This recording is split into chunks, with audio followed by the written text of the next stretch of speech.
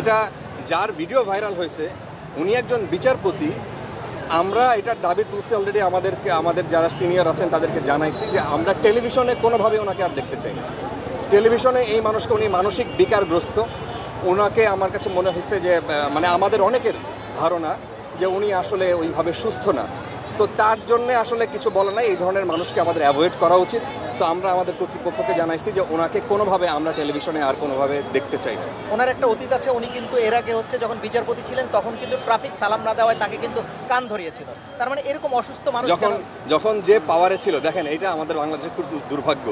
আমার ধারণা ছাত্ররা যে জিনিস দেখাই দিছে আমাদের এই দুর্ভাগ্যের জায়গাটা একদম ধরে ধরে চিহ্নিত করে দিছে যে আপনি এই সিস্টেম রাখতে পারেন না, আপনি এই আমলাতন্ত্র, আপনি থানায় গেলে পয়সা লাগবে, আপনি আপনার একটা পাসপোর্ট করতে গেলে পয়সা লাগবে, আপনার একটা ছোট্ট সেবা নিতে গেলে যেটা আপনার মানে অধিকার সেটা গেলে আপনার তদবির লাগবে, আপনি একটা চাকরি নিতে গেলে এই যে মানুষ খুবই নোংরাভাবে বলতেছে, দেখাই দিচ্ছে হাতে একদম পয়েন্টিং করে দেখাই দিচ্ছে। এই জায়গাটা যখন যে পাওয়ারে ছিল, আপনি যার কথা বললেন যে উনি যখন পাওয়ারে ছিলেন তখন একজন মানুষকে তার পছন্দ হয় না, তাকে ধরে কান ধরে উঠবস করিয়েছেন। দেখেন ওই জায়গাটার অবসান চাই। আমরাও যদি এইরকম মানে আমাদের মধ্য থেকে যদি আমরা চাই যে একটু নিতে, ধরেন একটু অনুকম্পা নিতে, একটু সহায়তা প্রশাসনের কাছ থেকে, সেটা হওয়া উচিত না।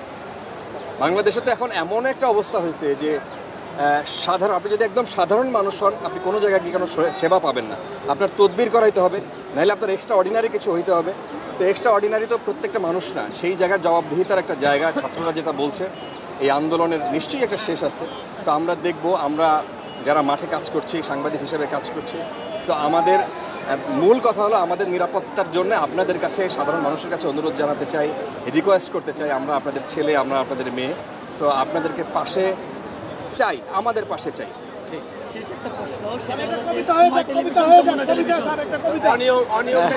কবিতা আমার পেজে, অনিয়মটাই নিয়ম হয়ে গেছে।